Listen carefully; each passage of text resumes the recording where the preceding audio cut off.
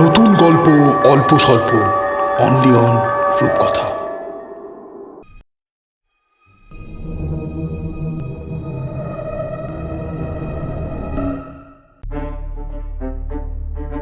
রূপকথা মানেই রহস্য আর রোমাঞ্চের ঘনঘটা, অজানা অন্ধকারের গল্প, আর মাঝে মাঝে কিছু হাড়হীন করা অভিজ্ঞতা। নমস্কার, আমি অঙ্কুশ। আপনি শুনছেন আমার লেখা একটি নতুন অলৌকিক কাহিনী, অপলাপ। এই গল্পের সকল অলৌকিক বর্ণনা শুধুমাত্র কল্পনার উপাদান, তাই কুসংস্কার মুক্ত হয়ে শুধু গল্প শোনার আনন্দেই নিজেকে ডুবিয়ে দিন। প্রধান চরিত্রে পূর্ণেন্দু, মৌসুমী, স্মৃতি ও অঙ্কুশ। শুনছেন অপলাপ।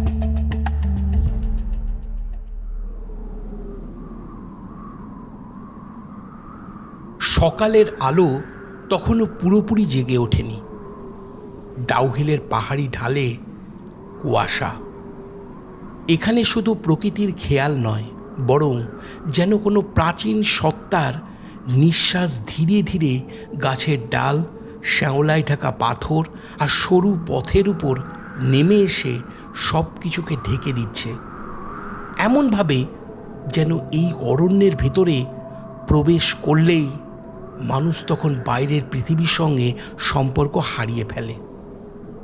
সেই সাদা নিঃশব্দ কুয়াশার বুক চিরে এগিয়ে চলেছিল দুইটি অবয়ব, একটি দ্রুত অস্থির পদক্ষেপে, অন্যটি একটু পিছিয়ে, যেন প্রতিটা পদক্ষেপের আগে মাটি ছুঁয়ে তার সত্যতা যাচাই করে নিচ্ছে। ছেলেটির নাম অয়ন। তার হাঁটার ভঙ্গিতে অদ্ভুত এক তাড়না, যেন সে সামনে কোনো গন্তব্যের দিকে নয়, বরং পিছনে লেগে থাকা অদৃশ্য কোনো উপস্থিতি থেকে বাঁচার মরিয়া প্রয়াসে এগিয়ে চলেছে, অথচ তার নিজেরই সেটা বোধগম্য নয়। ঠিক কী তাকে তাড়া করছে? পেছন থেকে মেয়েটির কণ্ঠ ভেসে এলো নিম্ন স্বরে, কিন্তু তাতে লুকোনো আতঙ্ক এতটাই স্পষ্ট যে কুয়াশার স্তরও তাকে ঢাকতে পারল না। শুনছো? একটু ধীরে হাঁটো। মেয়েটির নাম ইরাবতী। সে হাঁপাতে হাঁপাতে অয়নের পাশে এসে দাঁড়ালো, কিন্তু তার ক্লান্তির চেয়েও বেশি চোখে পড়ছিল তার দৃষ্টি চারিপাশে ছড়িয়ে থাকা অদ্ভুত নীরবতার ভেতরে কিছু খুঁজে বের করার এক ব্যর্থ চেষ্টা। যেন সে অনুভব করছে এই জঙ্গল শুধু গাছপালা দিয়ে গড়া নয়, এর ভিতরে এমন কিছু আছে যা তাকে লক্ষ্য করছে। অয়ন থামল না, শুধু মাথা ঘুরিয়ে ঠোঁটের কোণে অস্বস্তিকর এক হাসি টেনে সে বলল, আর একটু গেলেই এই পথ শেষ হলেই ওটা দেখতে পাবে। তার কণ্ঠে আশ্বাসের চেয়ে বেশি ছিল একরকম গোপন উত্তেজনা, যেন সে জানে তারা যা খুঁজছে তা খুব কাছেই, আর সেই কাছে শব্দটার ভেতরে লুকিয়ে আছে ভয়। ইরাবতী কিছুক্ষণ চুপ করে রইল, তারপর খুব আস্তে বলল, জায়গাটা না ঠিক লাগছে না, খুব অদ্ভুত। শব্দটা উচ্চারণের সময় তার গলায় এমন এক কাঁপুনি ছিল যেন সে নিজের অজান্তেই এমন কিছু স্বীকার করে ফেলেছে যা মানুষ সাধারণত স্বীকার করতে চায় না। কারণ এই অরণ্য সত্যি অদ্ভুত। এখানে বাতাস নেই, অথচ গাছের পাতাগুলো স্থির হয়ে আছে এমনভাবে যেন তাদের নড়ার অধিকার কেড়ে নেওয়া হয়েছে। পাখির কোনো ডাক নেই, দূরের ঝর্ণার শব্দ হঠাৎ কোথায় যেন গিলে ফেলা হয়েছে। আর সবচেয়ে ভয়ের, এই নিস্তব্ধতার ভেতরেও একটা চাপা শব্দ লুকিয়ে আছে, যা শোনা যায় না কিন্তু অনুভব করা যায়, যেন অরণ্য নিজেই অপেক্ষা করছে। অয়ন এবার থামল। ইরাবতীর দিকে তাকিয়ে তার চোখে এক মুহূর্তের জন্য এমন এক ছায়া ভেসে উঠল যা মানুষের নয়। তারপর সেটাকে লুকিয়ে ফেলে সে হালকা হেসে বলল, ভয় পেলে এসেছিলে কেন? প্রশ্নটা ছিল ঠাট্টার সুরে, কিন্তু তার নিচে ছিল এক অদ্ভুত কঠোরতা, যেন ফিরে যাওয়ার কোনো পথ আর নেই। ইরাবতী উত্তর দিল না, শুধু নিজের শালের কোণা শক্ত করে চেপে ধরল, কারণ তার ভেতরে যে আশঙ্কা জন্ম নিচ্ছে সেটা যুক্তি দিয়ে ব্যাখ্যা করা সম্ভব নয়। এটা সেই ধরনের ভয় যা মানুষের শরীর আগে অনুভব করে, মস্তিষ্ক পরে বোঝার চেষ্টা করে। তবু সে জানে তারা এখানে কাকতালীয়ভাবে আসেনি। অয়ন একজন গবেষক। লোকবিশ্বাস, নিষিদ্ধ আচার আর হারিয়ে যাওয়া রীতিনীতির খোঁজ তার পেশা নয়, এক রকমের নেশা। আর ইরাবতী তার ক্যামেরা দিয়ে এমন সত্য ধরে রাখে যা অধিকাংশ মানুষ অস্বীকার করেই বাঁচতে চায়। গত 1 মাস ধরে তারা যে জায়গাটার খোঁজ পেয়েছে সেটা এই অরণ্যের গভীরে লুকিয়ে থাকা এক ভুলে যাওয়া বসতি, যার নাম উচ্চারণ করতেও স্থানীয়রা ভয় পায়। সেখানে মানুষ নিখোঁজ হচ্ছে, 1জন 2জন, তারপর সংখ্যাটা যেন হিসেবের বাইরে চলে গেছে। আর যাদের পাওয়া যাচ্ছে তারা আর মানুষ হিসাবে ফেরে না। তাদের দেহে 1 ফোঁটা রক্ত নেই, ত্বক কাগজের মতন সাদা, চোখের কোটর যেন ভেতর থেকে শুষে নেওয়া হয়েছে, আর বুকের ঠিক মাঝখানে নিখুঁত এক গোলাকার গর্ত, যেন কোনো ধারালো অস্ত্র নয়, বরং অদৃশ্য কোনো হাত তাদের ভেতর থেকে কিছু টেনে বের করে নিয়েছে। এমন কিছু যা চোখে দেখা যায় না, কিন্তু যার অভাবেই মানুষ মারা যায়। এই প্রশ্নের উত্তর খুঁজতেই তারা এখানে এসেছে, কিন্তু এই অরণ্য যেন তাদেরকে আগেই চিনে ফেলেছে। গ্রামের প্রবেশ মুখে পৌঁছতেই কুয়াশার স্তর ধীরে ধীরে সরতে লাগলো, আর তার ভেতর থেকে এক বৃদ্ধের অবয়ব ফুটে উঠল। একটি ভাঙা পাথরের উপর বসে আছে, এতটা স্থির যে প্রথমে তাকে জীবিত বলে মনেই হয় না। তার চোখ দুটো গভীর, ফাঁকা, যেন দীর্ঘদিন আগে সব অনুভূতি সেখান থেকে মুছে ফেলা হয়েছে। অয়ন এগিয়ে গিয়ে কিছু বলতে যাচ্ছিল, কিন্তু কথা শেষ হওয়ার আগেই বৃদ্ধ মাথা তুলল, আর সেই দৃষ্টিতে যে আতঙ্ক ঝলসে উঠল তা মুহূর্তের জন্য চারপাশের কুয়াশাকেও স্তব্ধ করে দিল। ফিরে যাও। তার গলা শুকনো, কাঁপা, কিন্তু তাতে এমন এক নিশ্চয়তা যা অবহেলা করা যায় না। অয়ন থমকে গেল, কিন্তু পিছু হটল না। কেন? প্রশ্নটা তার মুখ থেকে বেরোলো, কিন্তু তার নিজেরই কণ্ঠে এক মুহূর্তের জন্য দ্বিধা ধরা পড়ে গেল। বৃদ্ধ ধীরে ধীরে উঠে দাঁড়ালো, যেন তার শরীর আর এই পৃথিবীর ভার বহন করতে চায় না। এখানে কেউ থাকে না, যারা ছিল তারা আর মানুষ নেই।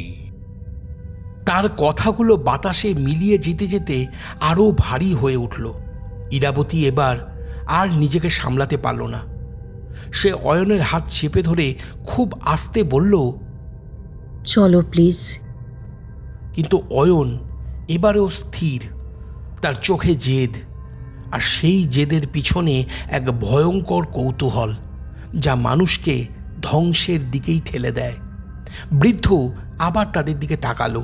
এবার তার চোখে ভয় নেই, বরং এমন এক শূন্যতা যা সব ভয়কে ছাড়িয়ে যায়।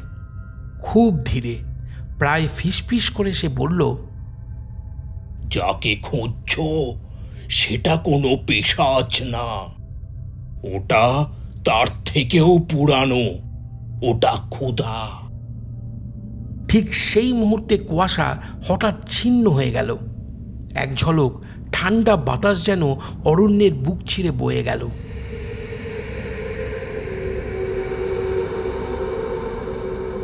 গাছের ডালগুলো একসাথে কেঁপে উঠল, এমনভাবে যেন অদৃশ্য কোনো স্পর্শ তাদের ছুঁয়ে গেল। ইরাবতীর হাত এক লহমায় বরফের মতন ঠান্ডা হয়ে গেল, আর তার মেরুদণ্ড বেয়ে ধীরে ধীরে একটা অনুভূতি উঠে এলো, একটা নিশ্চিত, অস্বীকার অযোগ্য উপলব্ধি। তারা একা নয়। কেউ তাদের দেখছে না, বরং কেউ তাদের অপেক্ষা করছিল।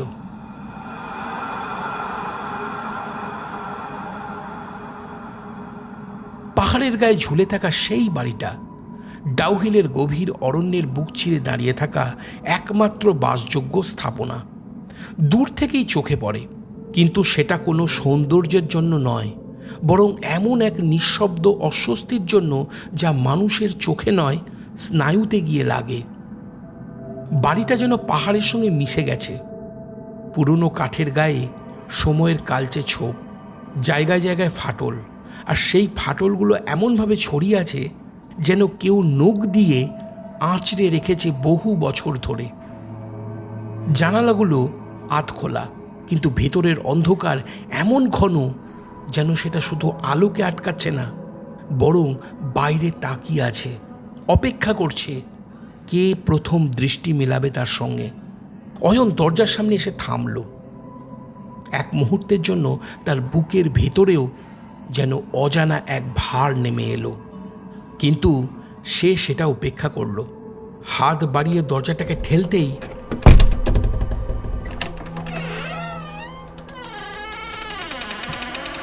কর্কর শব্দটা এমনভাবে কেঁপে উঠল যেন বহু দিনের নিস্তব্ধতা ভেঙে কেউ হঠাৎ তাকে জাগিয়ে তুলেছে। দরজা খুলতেই ভেতর থেকে বেরিয়ে এলো এক ধরনের ঠান্ডা বাসি হাওয়া। পুরনো কাঠ, পচে যাওয়া ধূপ, আর তার সঙ্গে মিশে থাকা এমন এক গন্ধ যা চেনা নয়, কিন্তু অস্বস্তিকরভাবে জীবন্ত, যেন কোনো কিছু একসময় এখানে পচে গিয়ে হারিয়ে গেছে, অথচ তার উপস্থিতি এখনও রয়ে গেছে দেওয়ালের ফাঁকে ফাঁকে। ঠিক তখনই অন্ধকারের ভেতর থেকে এক মানুষ বেরিয়ে এলেন, মধ্যবয়সী, চোখে মোটা কাঁচের চশমা, মুখ ভর্তি অগোছালো দাড়ি, আর তার দৃষ্টিতে এমন এক স্থিরতা যা মানুষের স্বাভাবিক দৃষ্টি নয়, যেন তিনি শুধু দেখছেন না, বরং মাপছেন কে কতক্ষণ টিকতে পারবে। তার নাম দেবব্রত। অয়ন ভদ্রতার আড়ালে নিজের অস্বস্তিটুকু লুকিয়ে বলল, আমরা বাইরে থেকে এসেছি, 2 দিন থাকার মতন একটা ঘর। কথাটা শেষ হওয়ার আগেই দেবব্রতর ঠান্ডা গলা অন্ধকারকে কেটে দিল। এখানে কেউ থাকে না। ইরাবতী একটু এগিয়ে এলো, তার কণ্ঠে অনুরোধের সঙ্গে স্পষ্ট আতঙ্ক মিশে আছে। আমরা ভাড়া দেব, যত লাগে। না। একটা শব্দ, কিন্তু তাতে এমন এক নিষ্ঠুর নিশ্চয়তা যা কোনো দরজার মতোই বন্ধ হয়ে যায়। কিছুক্ষণ নীরবতা নেমে এলো। দূরে কোথাও একটা কাক হঠাৎ ডেকে উঠল। তারপর আবার সেই শব্দটাকেও যেন কেউ গিলে ফেলল। অয়ন আবার বলল, এবার তার কণ্ঠে জেদের সুর, আমাদের খুব দরকার, অন্য কোথাও থাকার জায়গা নেই। দেবব্রত কিছুক্ষণ চুপ করে রইলেন। তার চোখে তখন এক অদ্ভুত দ্বন্দ্ব, যেন তিনি জানেন এদের ভেতরে ঢুকতে দেওয়া মানে কিছু একটা শুরু হয়ে যাওয়া, অথচ তাদের বাইরে পাঠানোর মতন শক্তিও তার নেই। শেষমেশ তিনি খুব ধীরে বললেন, থাকতে পারো। ইরাবতীর বুক থেকে চাপা নিঃশ্বাস বেরিয়ে এলো, কিন্তু সেই স্বস্তি এক মুহূর্তেই থেমে গেল যখন দেবব্রত আবার বললেন, তবে শর্ত আছে। অয়ন ভ্রু তুলল। কি শর্ত? দেবব্রত এক পা এগিয়ে এলেন, তার কণ্ঠস্বর নিচু, ভারী আর অস্বাভাবিকভাবে ধীর, যেন প্রতিটা শব্দ বলার আগে তিনি নিশ্চিত হচ্ছেন এগুলো বলা উচিত কিনা। রাতে দরজা বন্ধ রাখবে, যে কোনো শব্দই শোনো, দরজা খুলবে না, জানলার কাছে দাঁড়াবে না, আর যদি কারোর ডাক শুনতে পাও, পরিচিত কণ্ঠস্বর হলেও উত্তর দেবে না। ইরাবতীর শরীর কেঁপে উঠল, তার ঠোঁট শুকিয়ে গেল। মানে? দেবব্রত কিছুক্ষণ চুপ করে থাকলেন, তারপর এমনভাবে বললেন যেন তিনি নিজেই নিজেকে বোঝাচ্ছেন, এই পাহাড়ে যা শোনা যায় সবসময় তা সত্যি না। আর যা সত্যি তা মানুষ শোনার জন্য নয়। অয়ন হালকা হেসে উঠল। একটা অস্বস্তিকর, জোর করে রাখা হাসি। আপনি তো একেবারে ভূতের গল্প বলছেন। দেবব্রত হাসলেন না। তার চোখে কোনো পরিবর্তন এলো না, শুধু খুব ধীরে বললেন, গল্প হলে ভালোই ছিল, তাহলে কেউ মারা যেত না।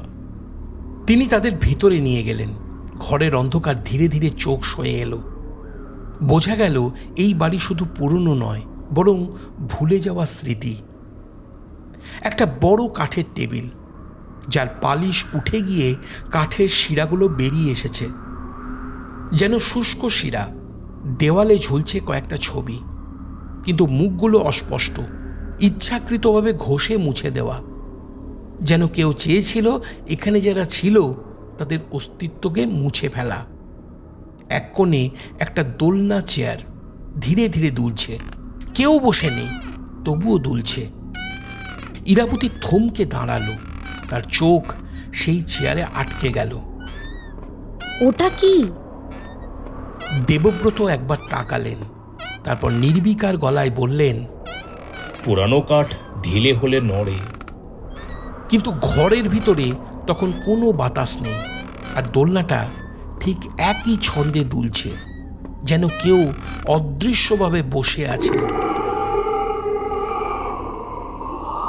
আর খুব ধীরে ধীরে সামনে পিছনে দোল খাচ্ছে।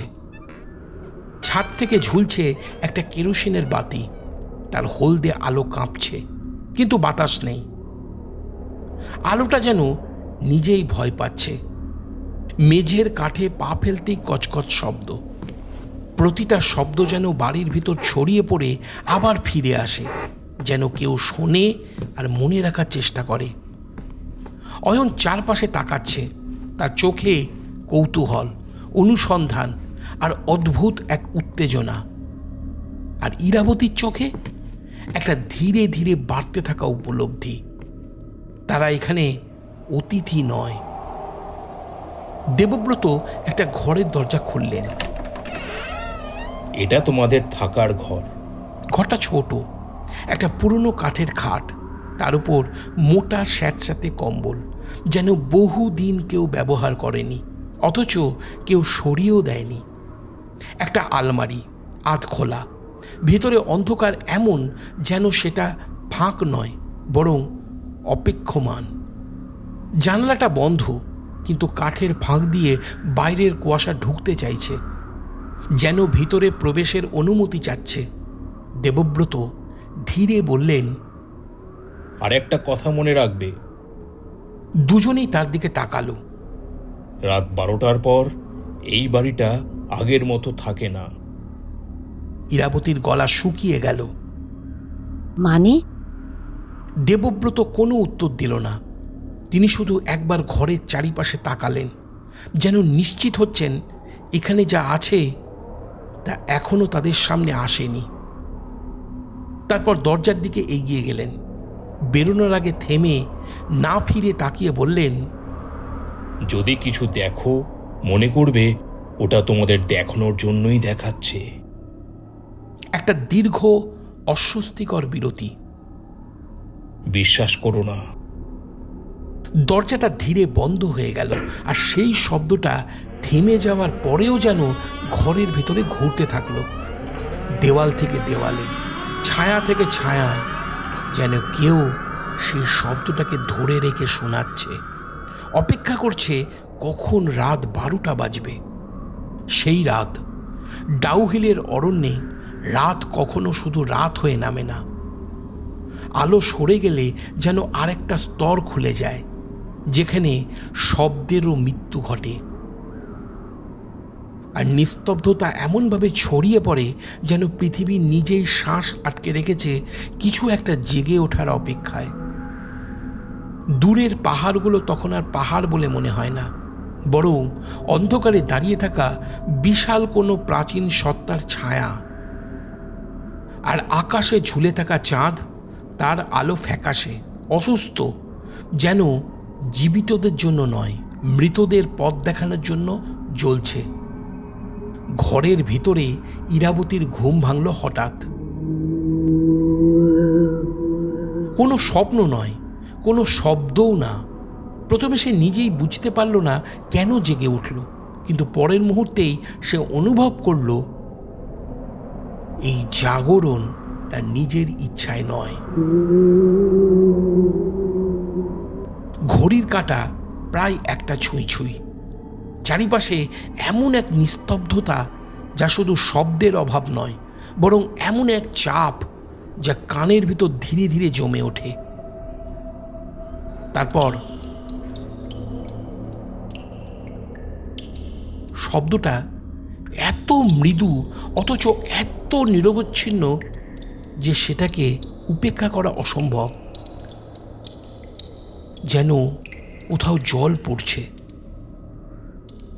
প্রতিটা ফোঁটা যেন সময়ের গায়ে পড়ে প্রতিধ্বনি তুলছে।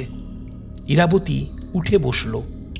ঘর অন্ধকার, জানালার ফাঁক দিয়ে চাঁদের আলো মেঝেতে একটা মৃত রেখা এঁকে দিয়েছে। সে কান পেতে রইল।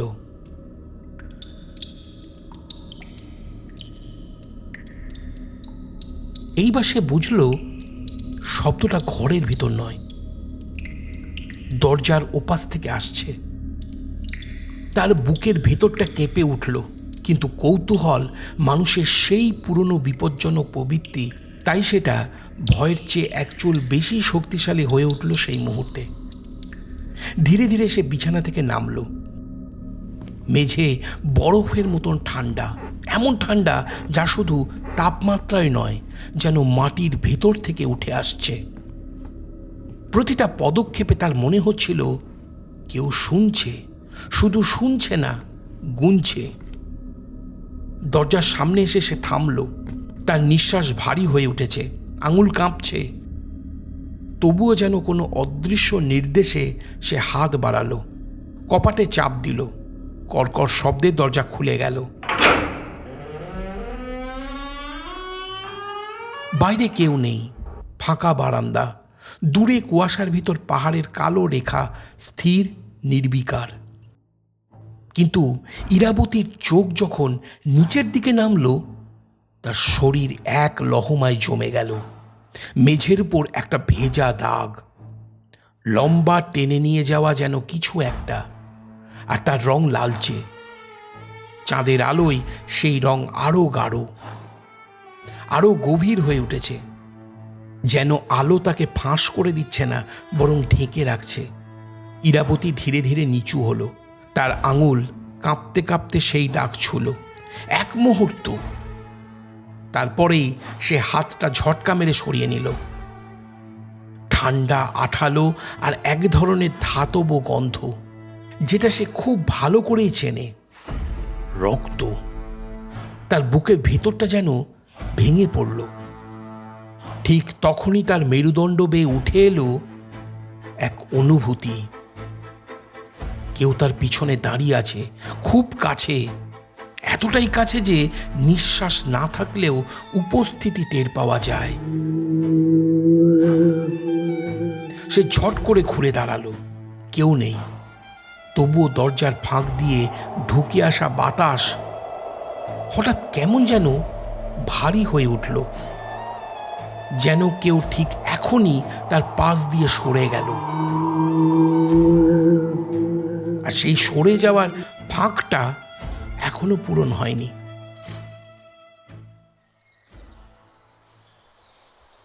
পরদিন সকাল। কুয়াশা কিছুটা পাতলা হয়েছে, কিন্তু আলো এখানে কোনো আশ্বাস নিয়ে আসে না, বরং সব কিছুকে আরও স্পষ্ট করে তোলে।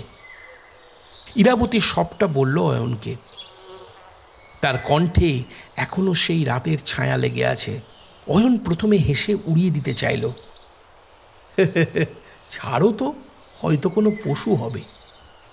কিন্তু ইরাবতী সঙ্গে সঙ্গে থামিয়ে দিল। তার চোখে একরকম জেদ, আর তার নিচে জমে থাকা ভয়। সে বলল, পশু দরজার সামনে এসে রক্ত ফেলবে কেন? অয়ন চুপ করে গেল, কারণ সে নিজেও কিছু দেখেছে। গত রাতে আদৌ ঘুমে তার চোখ হঠাৎ জানালার দিকে চলে গিয়েছিল। কুয়াশার আড়ালে একটা ছায়া দাঁড়িয়েছিল, মানুষের মতন গড়ন, কিন্তু তার চলন সেটা মানুষের ছিল না। ওটা হাঁটছিল না, ওটা এগোচ্ছিল হঠাৎ হঠাৎ, এক এক ঝটকায় কয়েক হাত সামনে, তারপর থেমে যাওয়া, আবার নিস্তব্ধতা, তারপর আবার এক অস্বাভাবিক টান, যেন শরীরটা মাটির নিয়ম মানছে না, যেন ভিতরে কিছু একটা মানুষের নয়। অয়ন সেই কথাটা উচ্চারণ করল না, কিন্তু তার চোখের গভীরে জমে উঠল এক অস্বীকার অযোগ্য সত্য। তারা যাকে খুঁজতে এসেছে সেটা কোনো লোককথার পিশাচ নয়। গ্রামের এক কোণে শুকনো গাছ আর জড়ানো লতাপাতার মধ্যে দাঁড়িয়ে আছে একটা ভাঙা কুঁড়ে ঘর, যেন সময় এখানে এসে থেমে গেছে বহু বছর আগে। সেখানে থাকে এক বৃদ্ধা, লোকেরা তাকে ডাকে হিরণময়ী বুড়ি নামে। ওরা সেখানে পৌঁছাতেই দরজার ফাঁক দিয়ে বুড়ির চোখ দেখা গেল, ছোট, তীক্ষ্ণ আর অস্বাভাবিকভাবে সচেতন, যেন সে শুধু তাদেরকে দেখছে না, বরং তাদের সঙ্গে লেগে থাকা কিছু একটা দেখছে। অয়ন কথা বলতে যাচ্ছিল, কিন্তু ইরাবতী এগিয়ে গিয়ে বুড়ির কাঁপা হাতটা আলতো করে ধরল আর বলল, আমরা চলে যাব, কিন্তু যাওয়ার আগে সত্যিটা জানতে চাই। কথাগুলো খুব ধীরে বলা, কিন্তু তার ভেতরে ছিল একরকম মরিয়া অনুরোধ, যেন সত্যিটা না জানলে তারা এখান থেকে বেরোতে পারবে না। বুড়ি কিছুক্ষণ চুপ করে রইল। সেই নীরবতায় চারিপাশের বাতাসও যেন থেমে গেল। দূরের ঝিঝির শব্দ মিলিয়ে গেল, পাতার শব্দ নেই, কিচ্ছু নেই। হঠাৎ একটা কাক ডেকে উঠল, তারপর আবার নিস্তব্ধতা। অনেকক্ষণ পরে বুড়ি ধীরে বলল, 12 বছর আগে এই জঙ্গলে একটা ছেলে হারিয়ে গেছিল। তার গলা শুকনো, প্রতিটা শব্দ যেন গলার ভেতর আটকে যাচ্ছে। তার নাম ছিল অরিন্দম। নামটা উচ্চারণ হতেই ঘরের ভেতরটা যেন একটু ঠান্ডা হয়ে গেল, যেন নামটা শুধু শব্দ নয়, একটা উপস্থিতি। অয়ন একটু ঝুঁকে এলো। তারপর বুড়ির চোখে এবার এক অদ্ভুত ছায়া ফুটে উঠল, ভয় আর তার সঙ্গে মিশে থাকা এমন এক অপরাধ বোধ যা বহু বছরেও মুছে যায় না। তারপর এক রাতে সে ফিরে আসে। ইরাবতীর কণ্ঠ প্রায় ফিসফিস। কোথা থেকে? বুড়ি ধীরে মাথা নাড়ল। সেটা কেউ জানে না। একটা দীর্ঘ ভারী নিঃশ্বাস, তারপর সে নিচু গলায় বলতে শুরু করলো, কিন্তু যে ফিরে এসেছিল সে অরিন্দম ছিল না। বুড়ির কণ্ঠ আরো নিচু হয়ে এলো, যেন শব্দগুলো তার গলার ভিতরেই মরতে চাইছে, তবুও কোনো অদৃশ্য বাধ্যবাধকতায় তা বেরিয়ে আসছে। সেই রাতেও আজকের মতোই অমাবস্যা ছিল। কথাটা উচ্চারণ হতেই ঘরের ভিতরের আলোটা যেন আরো ফ্যাকাশে হয়ে গেল, আর বাইরে ডাউহিলের অরণ্য এক মুহূর্তের জন্য নিঃশ্বাস বন্ধ করে শুনতে লাগলো।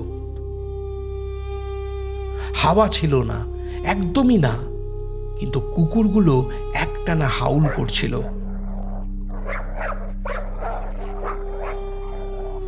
যেন কিছু একটা দেখতে পাচ্ছিল যেটা আমরা পারছিলাম না। আর পাখিগুলো সব চুপ, একটাও ডাকেনি। বুড়ির চোখ হালকা কেঁপে উঠল, যেন সেই রাতটা এখনো তার সামনে দাঁড়িয়ে আছে।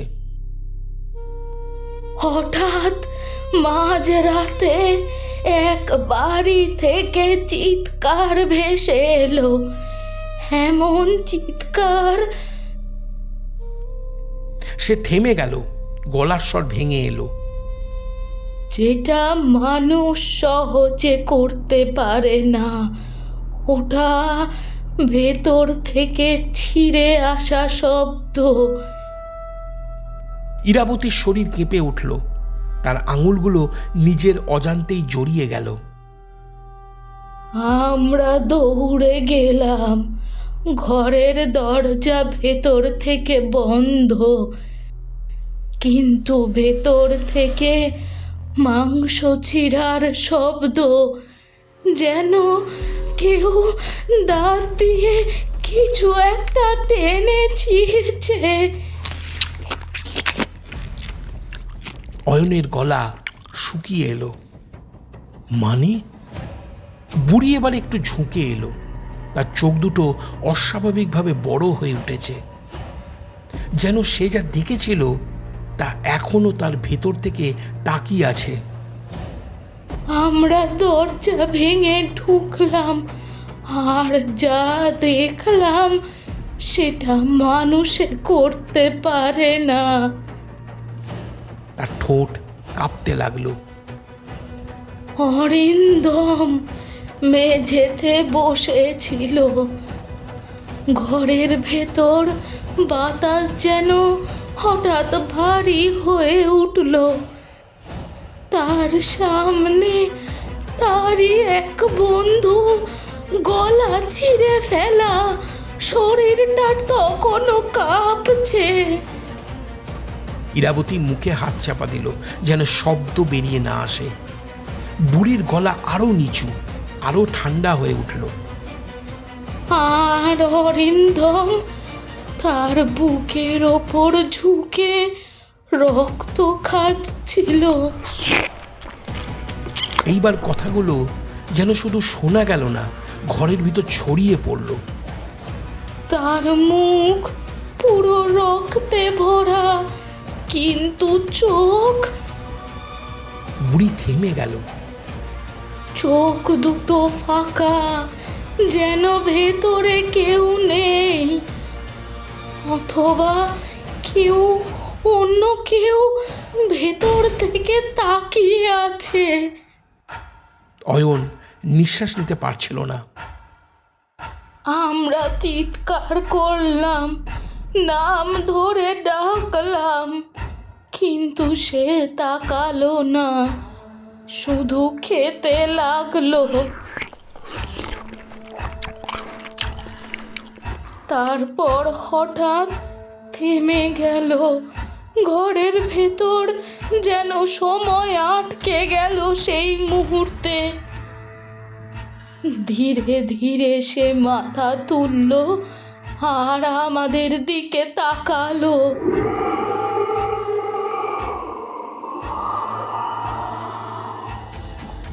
বুড়ির গলা কেঁপে উঠল। তার চোখ লাল না, কালো, পুরো কালো। চোখের সাদা অংশটাই নেই, যেন দুটো গর্ত, যার ভেতর আলো ঢোকে না। মুখে হাসি, কিন্তু সেই হাসি ওর না, ওটা অন্য কারোর।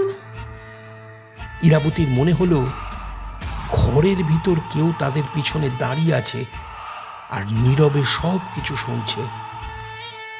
আমরা তাকে ধরতে গেলাম, কিন্তু বুড়ি মাথা নাড়ল। তার শক্তি অমানবিক। 4-5 জন মিলে ধরেও রাখতে পারছিল না। সে দেয়ালে উঠে যাচ্ছিল, মেঝে না ছুঁয়ে। তার শরীর বাঁকছিল এমন ভাবে, যেভাবে হাড় বাঁকতে পারে না। মনে হচ্ছিল তার ভেতরে কিছু একটা নড়ছে, কিছু একটা জায়গা খুঁজছে। অয়ন ধীরে ধীরে পিছনে সরে এলো অজান্তেই। শেষে গ্রামের লোকেরা জাল নিয়ে এলো। অনেক কষ্টে তাকে আটকালাম, তখনও সে হাসছিল, একটাও শব্দ করেনি, শুধু তাকিয়েছিল যেন আমাদের চেনে না, অথচ সব জানে। তারপর এক গুণিনকে ডাকা হলো। বুড়ির চোখে সেই মুহূর্তের প্রতিফলন। সে একবার তাকিয়েই বলল, ও আর মানুষ নেই, ও শুধু শরীর, ভেতরে অন্য কিছু ঢুকেছে। গুণিন বলেছিল জ্যান্ত পুড়িয়ে দিতে। ইরাবতীর গলা কেঁপে উঠল। তাহলে কি? বুড়ি ধীরে মাথা নাড়ল। আমরা পারিনি, সে আমাদেরই গ্রামের ছেলে ছিল। তাই গুণিন বলল মাটির নিচে আটকে দাও, কারণ এটা বাহক খোঁজে। ঘরের ভিতর হঠাৎ যেন ঠান্ডা আরও নেমে এলো। আমরা তাকে কবর দিতে নিয়ে গেলাম, তখন আকাশ হঠাৎ কালো হয়ে গেল। একটাও মেঘ ছিল না, তবু পাখিগুলো আকাশ থেকে পড়ে মরতে লাগলো। একটার পর একটা ধপ ধপ ধপ ধপ করে গরু ছাগল সব লুটিয়ে পড়ছিল। আর অরিন্দম, সে কিছুই বলছিল না, শুধু হাসছিল। যখন তাকে গর্তে নামালাম, সে আমাদের দিকে তাকিয়ে শেষ পর্যন্ত হাসতেই থাকলো। মাটি চাপা দেওয়ার পর সেই রাতেই। বুড়ির কণ্ঠ ফিসফিসে হয়ে গেল। প্রতিটা বাড়িতে একটা করে সবুজ সাপ দেখা গেল, ছোট চিকন, কিন্তু তার চোখ মানুষের মতো। ওগুলো ঘরের ভেতর ঘুরছিল, বিছানার নিচে, দরজার পাশে, কেউ ধরতে পারেনি। তারপর ভোর হতেই সব উধাও, একেবারে উধাও। ঘরের ভিতর নিস্তব্ধতা নেমে এলো, এমন এক নিস্তব্ধতা যা শব্দের আগের স্তর। ইরাবতীর গলা শুকিয়ে গেছে। তার শরীরে আর কি হয়েছিল? বুড়ি ধীরে বলল, তার বুকের মাঝখানে একটা দাগ উঠেছিল, গোল কালচে দাগ, যেন ভেতর থেকে কিছু ঠেলে বেরোতে চাইছে। তার শিরাগুলো কালো হয়ে গেছিল, আর তার শরীর মরা মানুষের থেকেও ঠান্ডা। ওর শরীরে বাসা বেঁধেছিল একটা পরজীবী, একটা পিশাচ, যে মানুষের রক্ত না, তার ভেতরের কিছু খায়। ঠিক সেই মুহূর্তে টুপ টুপ শব্দটা আবার ভেসে এলো।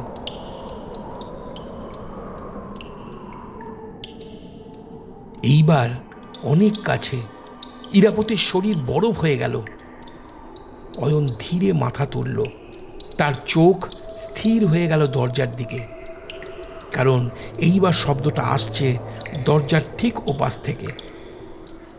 আর সেই শব্দের ভেতরে একটা অদ্ভুত ছন্দ আছে, যেন কেউ ইচ্ছে করে ফেলছে, যেন কেউ জানে ওরা শুনছে। আর অয়নের মনে হলো এই গল্পটা অতীত নয়, এটা কোনো কাহিনী নয়, এটা একটা চক্র, যেটা থামেনি, যেটা অপেক্ষা করছিল নতুন একজনের জন্য। সেই রাতেই সিদ্ধান্তটা পাকাপাকি হয়ে গিয়েছিল।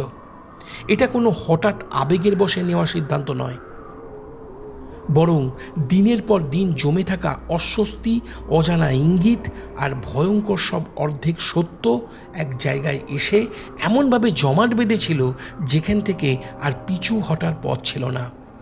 অয়ন জানত, আজ না গেলে আর কোনোদিনই জানা হবে না। আর এই না জানা ভয়টাই হয়তো সবচেয়ে বিপজ্জনক। দেবব্রত যখন শুনল তারা পাহাড়ের নিচের সেই তালাবের দিকে যাবে, যেটা ডাউহিলের অরণ্যের সবচেয়ে এড়িয়ে চলা জায়গা, তার চোখের রং এক মুহূর্তে বদলে গেল। চোখের ভিতর এমন এক আতঙ্ক ছড়িয়ে পড়ল যেন কেউ হঠাৎ করে তার পুরনো কোনো দুঃস্বপ্নকে আবার জীবন্ত করে তুলেছে। ওখানে যেও না। তার কণ্ঠস্বর নিচু, কিন্তু তাতে এমন এক চাপা কাঁপুনি যা লুকোনো যায় না। অয়ন থামল না, তার চোখ সরাসরি দেবব্রতর চোখে, একটা কঠিন অবিচল দৃষ্টি। আমরা সত্যিটা জানতে চাই। এক মুহূর্তের জন্য নিস্তব্ধতা, তারপর হঠাৎ দেবব্রত যেন নিজের ভেতরে সব বাঁধন ছিঁড়ে চিৎকার করে উঠল। সত্যি জানলে বাঁচতে পারবে না। তার গলা কেঁপে উঠল, চোখ অস্বাভাবিকভাবে বড় হয়ে গেল, যেন সে আবার সেই দৃশ্য দেখছে যেটা তাকে এখনো তাড়া করে বেড়ায়। তারপর সব চুপ। সে ধীরে ধীরে মাথা নিচু করল, যেন হেরে গেছে। খুব নিচু গলায়, প্রায় নিজের সাথেই বলল, ও এখনো ওখানেই আছে। এই ও শব্দটা বাতাসে ছড়িয়ে পড়তেই যেন ঘরের তাপমাত্রা এক লহমায় নেমে গেল।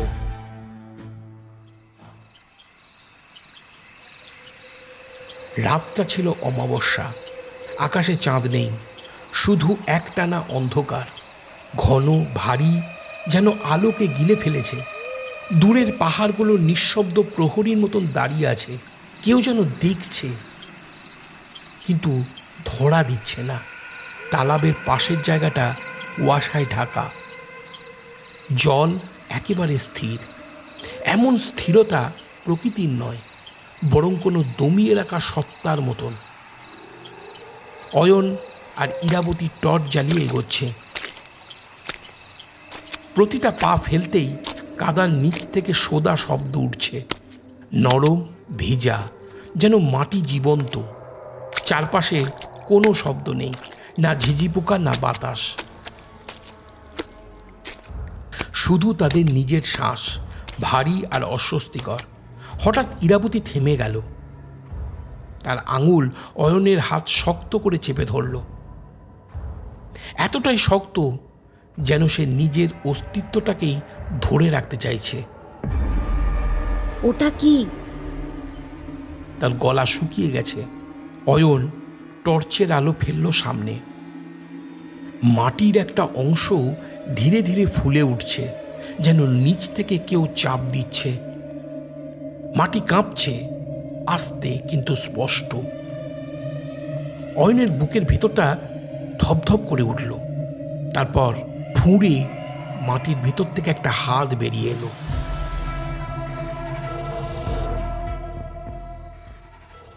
কালচে, শুকনো, চামড়া হাড়ের সঙ্গে এমনভাবে লেগে আছে যেন বহুদিন আগে পচে গিয়ে আবার শক্ত হয়ে গেছে। আঙুলগুলো অস্বাভাবিক লম্বা, শেষ প্রান্তে ধারালো বাঁকানো নখ, যেন ছোঁয়া নয়, ছিঁড়ে ফেলার জন্য তৈরি হয়েছে। ইরাবতীর শরীর জমে গেল, তার চোখে কোনো পলক নেই। আরেকটা হাত, তারপর মাটি ভেঙে উঠতে লাগলো একটা মাথা। না, ওটা পুরোপুরি মুখ না, চামড়া টান টান, জায়গায় জায়গায় ছেঁড়া, ঠোঁট নেই, দাঁতগুলো বাইরে বেরিয়ে আছে, ভেজা, অস্বাভাবিকভাবে চকচক করছে। আর চোখ দুটো জ্বলছে, লাল না, আগুনের মতন নয়, বরং এমন এক অদ্ভুত দীপ্তি যা আলো দেয় না কিন্তু অন্ধকারকে আরও গভীর করে তোলে। ধীরে ধীরে বিকৃতভাবে সেটা উঠে দাঁড়ালো। তার শরীর মানুষের কাঠামো মানে না, কাঁধ একদিকে হেলে, পিঠ বাঁকা, হাঁটু উল্টো দিকে বেঁকে আছে। দাঁড়িয়ে থাকা যেন তার স্বাভাবিক ভঙ্গি না, তবুও সে দাঁড়িয়ে আছে, যেন শরীরটাকে সে ব্যবহার করছে নিজের মতন করে। আর তার বুকের মাঝখানে একটা গর্ত, গভীর অন্ধকার, কিন্তু ফাঁকা না, ভিতরে কিছু একটা নড়ছে, খুব ধীরে সচেতনভাবে, যেন ওই গর্তটাই আসল মুখ। অয়নের হাত কাঁপছে, তার গলা শুকিয়ে গেছে। সে পিছিয়ে আসতে চাইল, কিন্তু পা যেন মাটির সঙ্গে আটকে গেছে। সেই ভয়ঙ্কর অশুভ মূর্তিটা তাকিয়ে আছে সরাসরি তাদের দিকে। তারপর একটা শব্দ বেরোলো তার গলা থেকে। না, সেটা চিৎকার না, না সেটা হাসিও নয়, দুটোর মাঝামাঝি একটা বিকট ছিন্ন ভিন্ন করা আওয়াজ।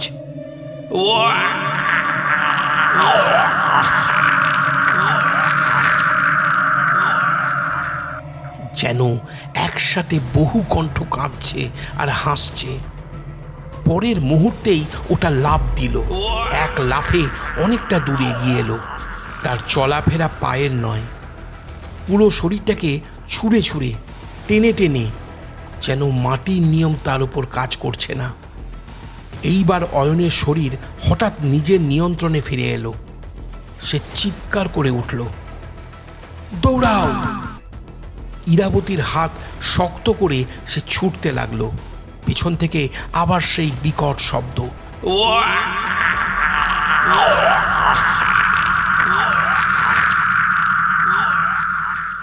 আর তার সঙ্গে মাটি ঘষতে কিছু একটা এগিয়ে আসছে, দ্রুত, অস্বাভাবিক দ্রুত। ইরাবতী হাঁপাতে হাঁপাতে বলল, ওটা ওটা আমাদের পিছু নিচ্ছে। অয়ন পিছনে তাকালো না। তার মাথার ভিতর একটাই শব্দ, বাঁচতে হবে, বাঁচতে হবে। হঠাৎ তার হাত হালকা হয়ে গেল। ইরাবতীর হাত ছুটে গেল। ইরাবতী মাটিতে পড়ে গেছে, কাদায় তার শরীর আধা ডুবে। আর ঠিক তার সামনে ওটা দাঁড়িয়ে। অন্ধকারের মধ্যে তার অবয়ব স্পষ্ট। চাঁদ নেই, তবুও কোনো অজানা আলো যেন তাকে আলাদা করে তুলে ধরছে।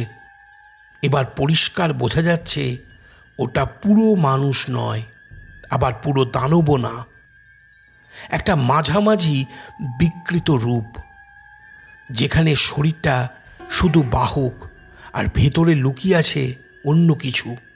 হাড়গুলো অস্বাভাবিকভাবে বেঁকে আছে, হাতগুলো লম্বা, প্রায় হাঁটু ছুঁয়ে যায়। আঙুলগুলো ধারালো, এক ছোঁয়ায় মাংস ছিঁড়ে ফেলতে পারে। আর সেই বুকের গর্তটা এবার আরও স্পষ্ট। গভীর অন্ধকারের মধ্যে কিছু একটা নড়ছে, ধীরে, ইচ্ছাকৃতভাবে। যেন সেটা শ্বাস নিচ্ছে, যেন সেটা দেখছে। অয়ন বুঝতে পারল এটা কোনো সাধারণ পিশাচ না, এটা কোনো অভিশপ্ত মানুষও না। এটা এক ধরনের সত্তা, যে শরীর বদলায়, নাম বদলায়, কিন্তু থেকে যায়। অরিন্দম হয়তো শুধু প্রথম নয়, হয়তো সে শেষও নয়। তবে এখন ওটা কিন্তু ইরাবতীর সামনে দাঁড়িয়ে আছে। যেভাবে কেউ শিকারকে দেখে, ঠিক সেইভাবে। অয়নের মাথা তখন আর স্বাভাবিকভাবে কাজ করছিল না। ভয়, দৌড়, অন্ধকার আর সেই অদৃশ্য তারা মিলেমিশে তার ভেতরটাকে এক অদ্ভুত শূন্যতায় ঠেলে দিয়েছিল। তবুও মানুষের ভিতরে লুকিয়ে থাকা সেই আদিম প্রবৃত্তি, বেঁচে থাকার জেদ তাকে থামতে দিল না। সে হঠাৎ পাশ থেকে একটা বড় পাথর তুলে নিল। হাত কাঁপছে, শ্বাস ভেঙে ভেঙে আসছে। তবুও সমস্ত শক্তি দিয়ে ছুঁড়ে মারল। পাথরটা গিয়ে সরাসরি আঘাত করল সেই বিকৃত সত্তার মাথায়। একটা নিস্তব্ধ, নিস্পন্দ আঘাত, যেন কোনো জীবন্ত কিছুকে নয়, বরং মৃত কোনো বস্তুকে আঘাত করা হলো। এক মুহূর্ত, তারপর কিছুই হলো না। না ব্যথা, না প্রতিক্রিয়া, কিছুই না। বরং ধীরে, অস্বাভাবিক ধীরতায় ওটা মাথা কাত করল, যেন বিস্মিত, যেন বুঝতে পারছে না এই ক্ষুদ্র দুর্বল মাংস আর হাড়ের তৈরি প্রাণীটা তাকে আঘাত করার সাহস পেল কিভাবে। পরের মুহূর্তেই ওটার হাত বিদ্যুতের মতন এগিয়ে এলো, চেপে ধরল ইরাবতীর গলা। তার চোখ দুটো হঠাৎ বড় হয়ে উঠল, পা মাটি থেকে সামান্য উপরে উঠে গেল, শ্বাস বন্ধ, গলার ভেতর থেকে একটা ভাঙা আটকে যাওয়া শব্দ বেরোলো। তার হাত দুটো ছটপট করছে, কিন্তু সেই শক্তির কাছে সবই ব্যর্থ। ওটা যেন শুধু গলা চেপে ধরেনি, বরং তার অস্তিত্বটাকেই আটকে নিয়েছে।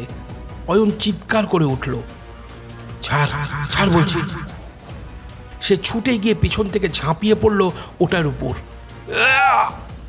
কিন্তু মনে হলো যেন পাথরের গায়ে ধাক্কা মারল। শরীরটা অস্বাভাবিক শক্ত, ঠান্ডা, মৃত মানুষের মতো নিস্তেজ। তবুও তার ভিতরে এমন এক শক্তি লুকিয়ে আছে যা কোনো জীবন্ত মানুষের পক্ষে সম্ভব নয়। অয়নের হাত পিছলে গেল, সে প্রায় পড়েই যাচ্ছিল। ঠিক তখনই ওটা থেমে গেল। পুরো শরীর স্থির, যেন কেউ তাকে হঠাৎ করে থামিয়ে দিয়েছে। ধীরে, খুবই ধীরে ওটা মাথা ঘুরিয়ে তাকালো অয়নের দিকে। আর সেই মুহূর্তেই অয়ন বুঝতে পারল ওটা তাকে চিনেছে। কোনো যুক্তি নেই, কোনো স্মৃতি নেই, তবুও সেই দৃষ্টিতে এমন এক অদ্ভুত পরিচিতি যা অস্বীকার করা যায় না। হঠাৎ ওটা ইরাবতীকে ছেড়ে দিল। সে ধপ করে মাটিতে পড়ে গেল। হাঁপাতে হাঁপাতে বুক চেপে ধরে শ্বাস নিতে লাগলো, যেন প্রতিটা শ্বাসের জন্য তাকে লড়াই করতে হচ্ছে। অয়ন স্থির দাঁড়িয়ে রইল, তার বুকের ভিতর ধকধক করছে। সে তাকিয়ে আছে সরাসরি সেই চলন্ত অস্বাভাবিক চোখ দুটির দিকে। আর তখনই তার মাথার ভিতর সবকিছু ঝাপসা হয়ে যেতে শুরু করলো। কুয়াশা নয়, ভেতরে কোনো অন্ধকার তাকে ঢেকে ফেলছে। হঠাৎ একটা কণ্ঠস্বর, তুমি ফিরেছ? অয়ন কেঁপে উঠল। সে চারপাশে তাকালো, কেউ নেই। কণ্ঠস্বরটা বাইরে থেকে আসেনি, ওটা তার নিজের মাথার ভেতর। তার কপাল ঠান্ডা ঘামে ভিজে উঠল। তারপর দৃশ্যগুলো ভেসে উঠতে শুরু করলো। হঠাৎ হঠাৎ যেন কেউ তার চোখের সামনে অন্য একটা জীবনের স্মৃতি চালিয়ে দিচ্ছে।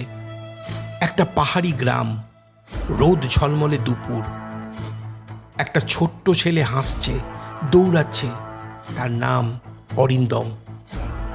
তারপর দৃশ্য বদলায়। অন্ধকার জঙ্গল, কয়েকজন অচেনা মানুষ, তাদের চোখে উন্মাদনা, হাতে আগুন, মাটিতে আঁকা অচেনা চিহ্ন, আর সেই আগুনের সামনে একটা কালো সত্তা। না ছায়া নয়, আকারহীন কিছু, যেন অন্ধকার নিজেই শরীর পেয়েছে।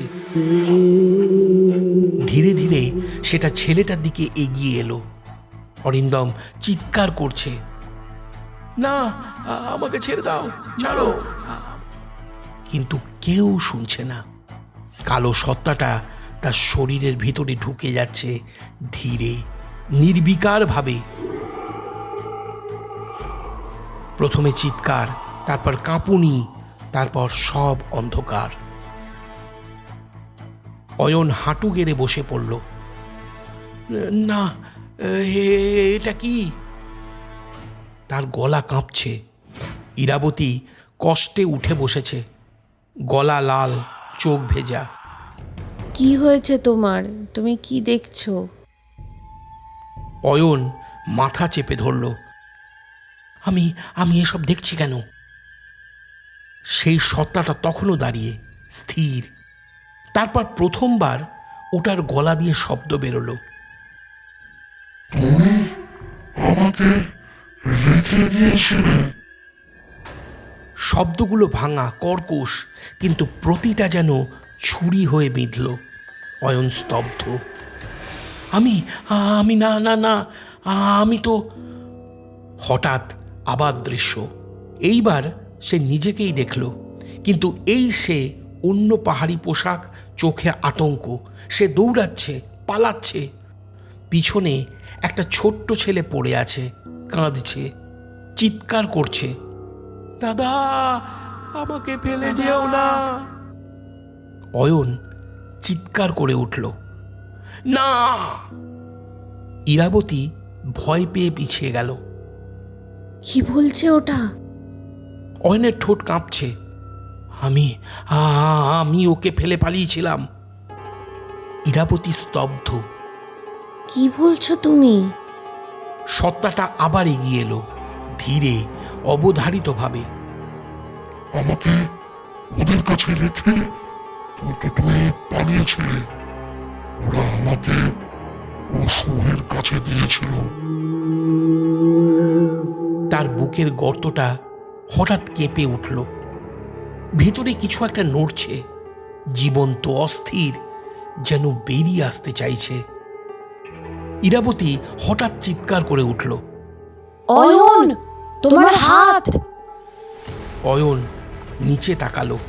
তার শিরাগুলো কালচে হয়ে যাচ্ছে। ধীরে ধীরে যেন কোনো অন্ধকার তরল তার শরীরের ভিতর দিয়ে ছড়িয়ে পড়ছে। এটা কি? সত্তাটা হাসল, একটা বিকৃত, ফাটা, অমানসিক হাসি, যেন বহু কষ্ট একসাথে প্রতিধ্বনি তুলছে।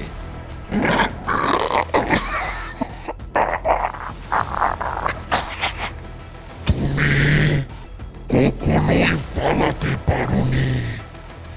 আমি তোমার ভেতরে ছিলাম। অয়নের মাথায় যেন বজ্রপাত হলো। এক মুহূর্তে সবকিছু পরিষ্কার। সে বুঝতে পারল এই গল্প শুধু অরিন্দমের না, শুধু এই পিশাচেরও না, এই গল্প তার নিজের। সে কখনো এই জায়গা ছেড়ে যায়নি, সে শুধু ভুলে গিয়েছিল। আর আজ ডাউহিলের সেই প্রাচীন নিঃশব্দ অরণ্য তার স্মৃতি ফিরিয়ে দিয়েছে। কারণ কিছু জায়গা মানুষকে ছাড়ে না, কিছু সত্তা কখনোই ছেড়ে যায় না। ওরা শুধু অপেক্ষা করে ঠিক সময়ের জন্য, ঠিক মানুষের জন্য, নিজেদের ফিরে পাওয়ার জন্য। অয়নের বুকের ভিতরটা যেন ধীরে ধীরে ভেঙে চুরমার হয়ে যাচ্ছিল। এটা কোনো হঠাৎ উপলব্ধি নয়, বরং বহুদিন ধরে চাপা পড়ে থাকা সত্য একসাথে মাথা তুলে দাঁড়িয়েছে।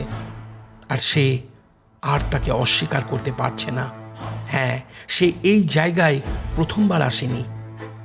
এই পথ, এই কুয়াশা, এই পাহাড়, সব কিছু তার চেনা, ভয়ঙ্করভাবে চেনা। কিন্তু একদিন সে নিজের স্মৃতিকেই অস্বীকার করে বেঁচেছিল, যেন ভুলে থাকলেই অতীত মুছে যায়। অথচ ডাউহিলের এই অরণ্য কিছুই ভুলে থাকে না। এখানে প্রতিটা পদচিহ্ন, প্রতিটা চিৎকার, প্রতিটা বিশ্বাসঘাতকতা জমা থাকে, অপেক্ষা করে, ঠিক সময় হলে ফিরে আসে।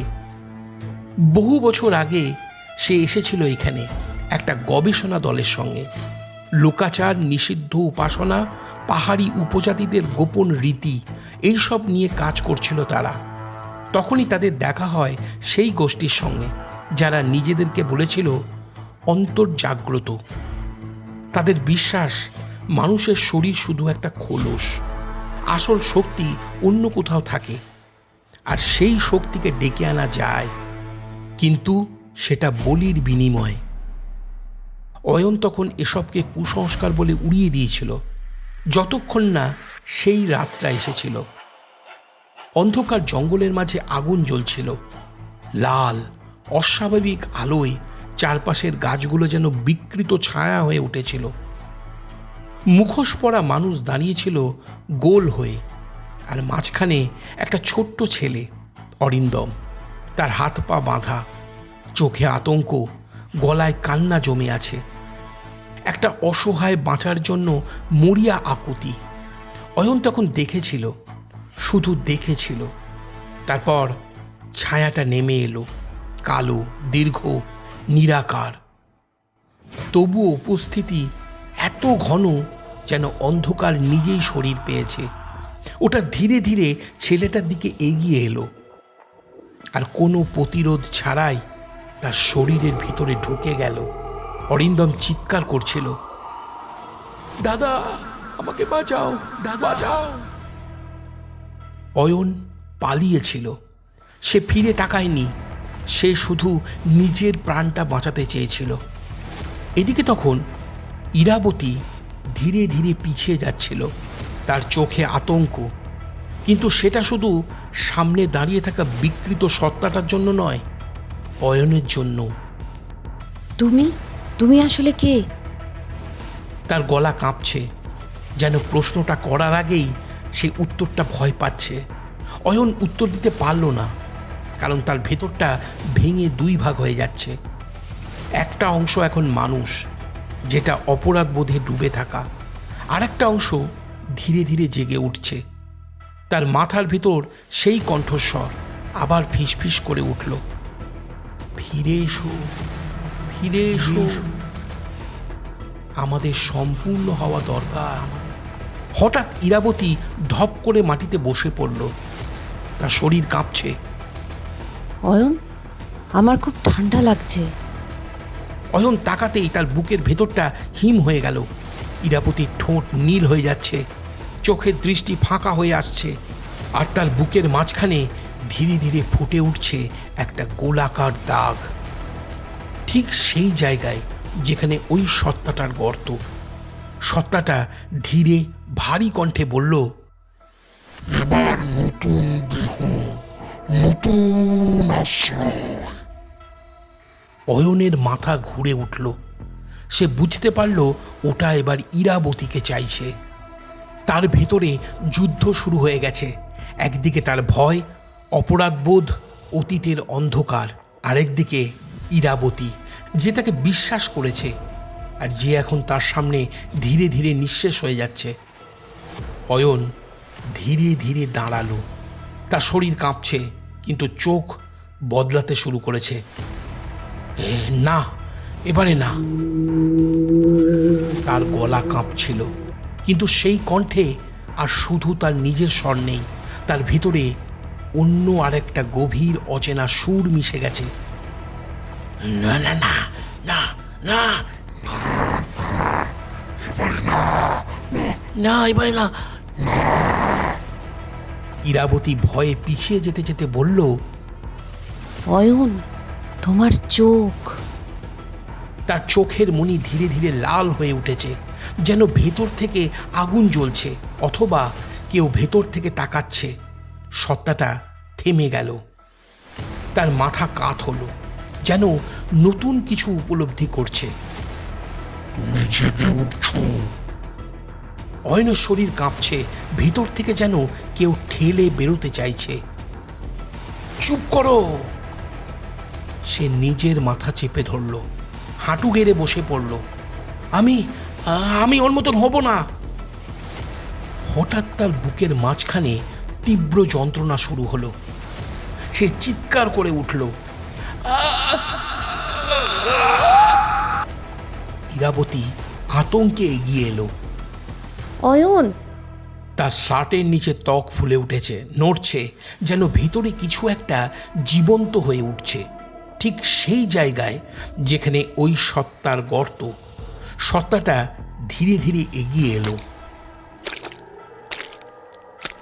তার কণ্ঠস্বর এবার আরো পরিষ্কার, আরো গভীর, যেন অনেকগুলো কণ্ঠ একসাথে কথা বলছে। আমরা একই, আমাদের আলাদা থাকার কথা না। অয়ন মাথা নাড়ল, তার চোখে জল। না না, আমি মানুষ। সত্তাটা হেসে উঠল।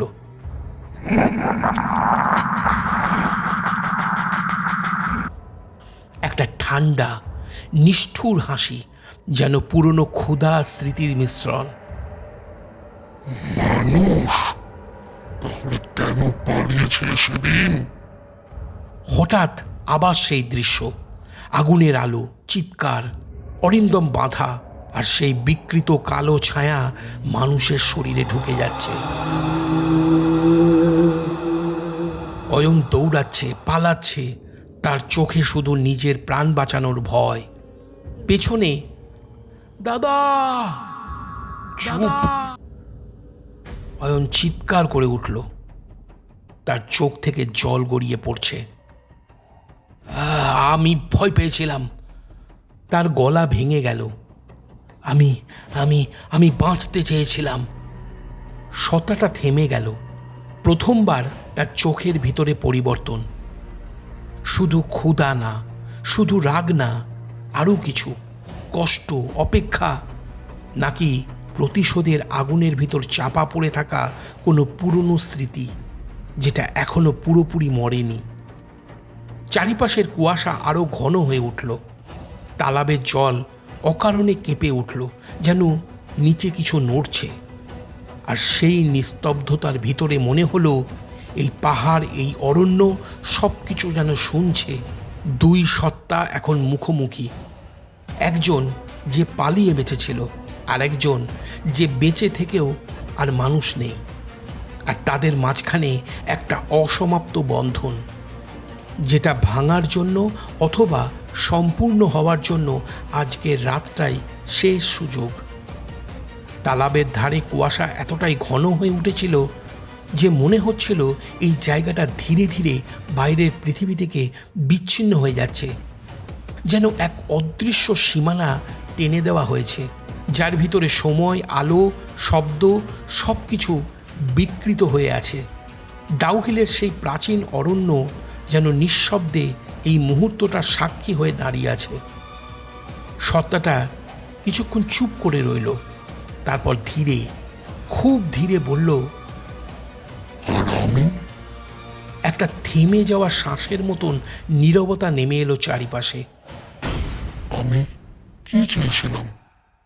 শব্দগুলো ভাঙা, কর্কশ, তবু তার ভিতরে একটা যন্ত্রণা আছে যা অস্বীকার করা যায় না, যেটা মানুষের। অয়নের বুকের ভিতরটা মোচড় দিয়ে উঠল। ঠিক তখনই ইরাবতী কাঁপতে কাঁপতে বলল, অয়ন, আমরা এখান থেকে পালাই প্লিজ। তার চোখে আর ভয় নেই, আছে ক্লান্তি, অপরাধ বোধ আর এক অদ্ভুত গভীর শূন্যতা। পালিয়ে লাভ নেই। সে ধীরে বলল, এটা আমাদের ভিতরেই আছে। কথাটা শেষ হতেই ইরাবতীর শরীর হঠাৎ কেঁপে উঠল। তার আঙুলগুলো মাটিতে আঁকড়ে ধরল। পিঠ বেঁকে উঠল অস্বাভাবিকভাবে। তার চোখ ফাঁকা, শূন্য, আর তারপর তার ঠোঁট ধীরে ধীরে নড়ল। তৃষ্ণা। শব্দটা বেরোলো এমনভাবে যেন সেটা তার নিজের না। অয়ন জমে গেল। ইরাবতী! সে এক পা এগিয়ে এলো। ইরাবতী মাথা তুলল। তার চোখের মণি ধীরে ধীরে লাল হয়ে উঠেছে। সত্তাটা হেসে উঠল।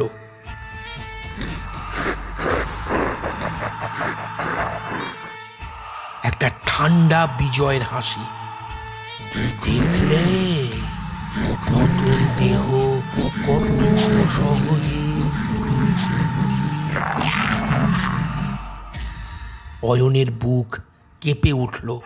সে বুঝতে পারল ওটা ঢুকে পড়েছে ইরাবতীর ভিতরে, ধীরে, নিঃশব্দে, যেন বিষ ছড়িয়ে পড়ছে রক্তে। না! সে ছুটে গেল, ইরাবতীর কাঁধ ধরে ঝাঁকাতে লাগলো। চোখ খোলো, খোলো, খোলো, চোখ খোলো, চোখ খোলো, প্লিজ, খোলো, প্লিজ। ইরাবতীর ঠোঁট কাঁপল। খুব পিপাসা। হঠাৎ তার হাত শক্ত হয়ে গেল। এক ঝটকায় সে অয়নের গলা চেপে ধরল।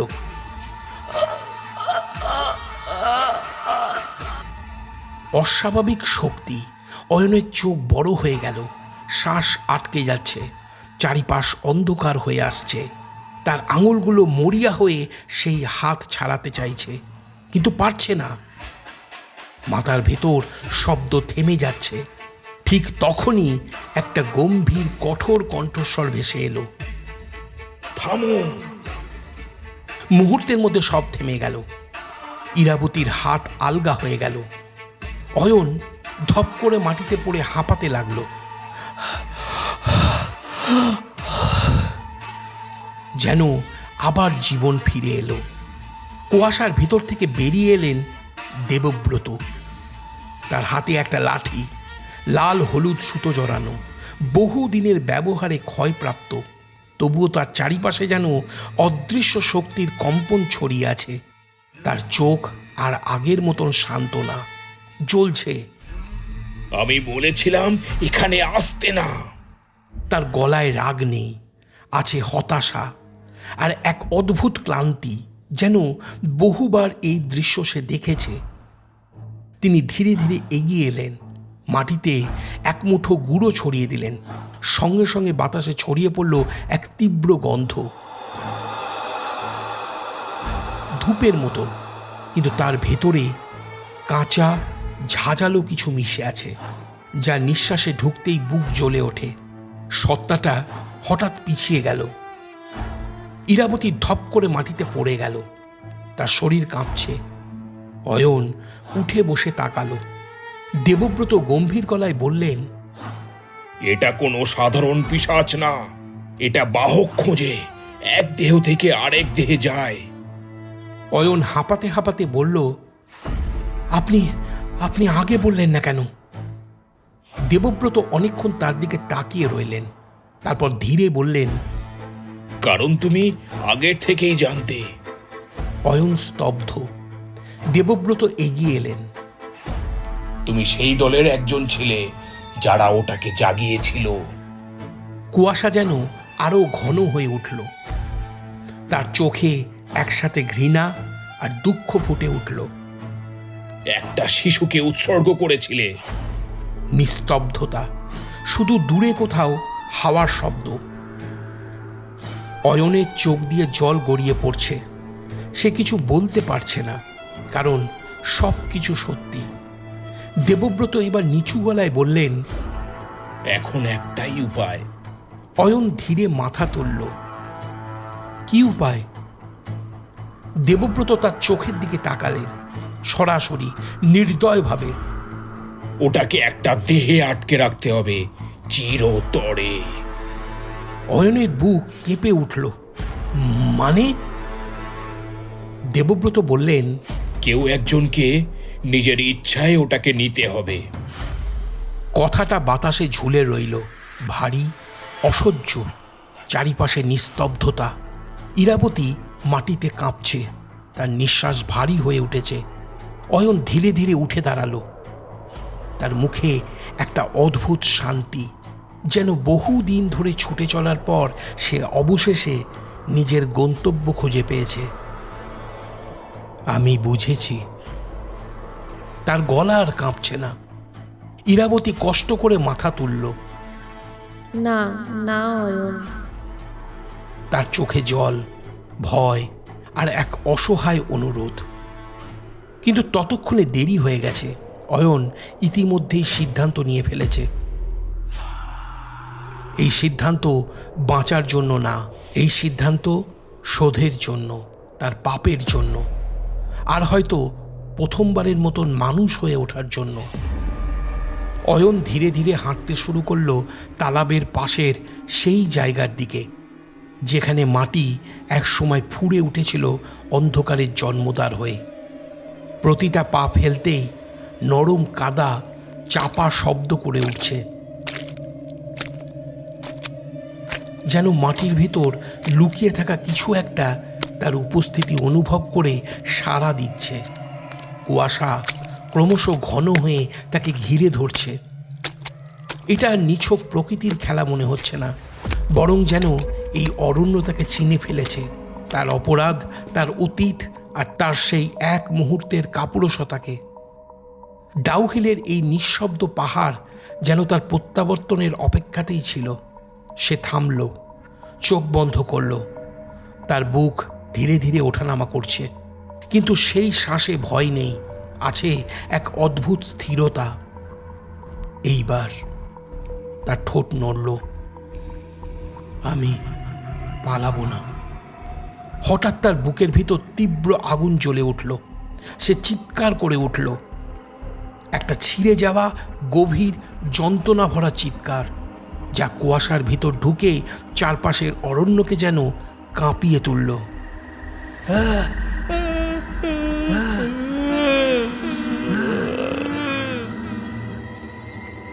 মাটির উপর তার ছায়াটা হঠাৎ কেঁপে উঠল, তারপর নড়তে শুরু করল, ধীরে কিন্তু স্পষ্ট। মাটির নিচ থেকে আবার কিছু একটা ঠেলে উঠছে। কাদা ফেটে যাচ্ছে, ভিতর থেকে ওটা আবার উঠে আসছে, এইবার আরও ভারী, আরও ক্ষুধার্ত, যেন এত দিনের অপেক্ষা তাকে আরও বিকৃত, আরও ভয়ঙ্কর করে তুলেছে। দেবব্রত দূর থেকে চিৎকার করে উঠলেন, এটাই সুযোগ, এখনই। অয়ন চোখ খুলল। তার চোখে আর ভয় নেই, শুধু এক অদ্ভুত শান্তি, যেন সে নিজের ভাগ্যকে মেনে নিয়েছে। সে দুহাত ছড়িয়ে দাঁড়ালো, যেন নিজেকে উৎসর্গ করছে। এসো। শব্দটা বাতাসে কেঁপে উঠল, সত্তাটা থামল, তারপর ধীরে ধীরে এগিয়ে এলো। ইরাবতী কাঁদছে, না প্লিজ না। তার গলা ভেঙে যাচ্ছে, শব্দগুলো কুয়াশার মধ্যে হারিয়ে যাচ্ছে, কিন্তু অয়ন আর পিছিয়ে নেই।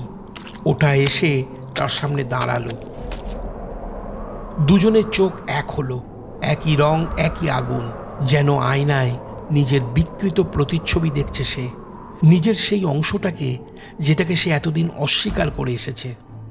এক মুহূর্ত যেখানে সময় থেমে গেল, তারপর ধীরে, খুব ধীরে ওটা ঝুঁকে পড়ল আর অয়নের বুকের ভিতর ঢুকে গেল। একটা বিকট চিৎকার,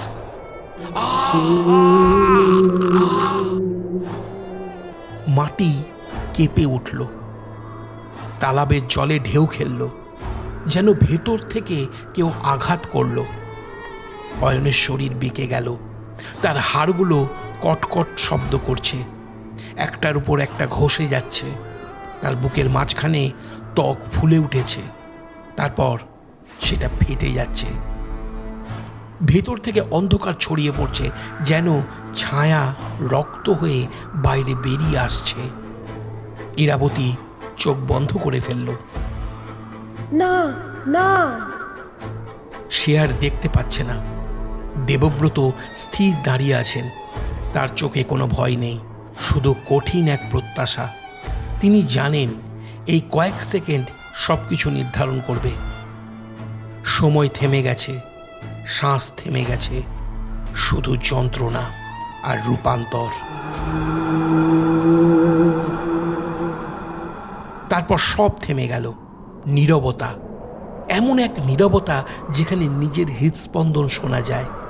ইরাবতী ধীরে ধীরে চোখ খুলল।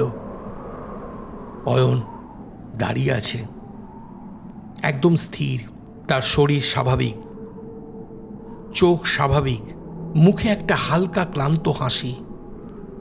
সব শেষ। তার গলা শান্ত, অস্বাভাবিকভাবে শান্ত। চারপাশে হাওয়া থেমে গেছে, পাহাড় যেন শ্বাস আটকে দেখছে। ইরাবতী কাঁপতে কাঁপতে উঠে দাঁড়ালো।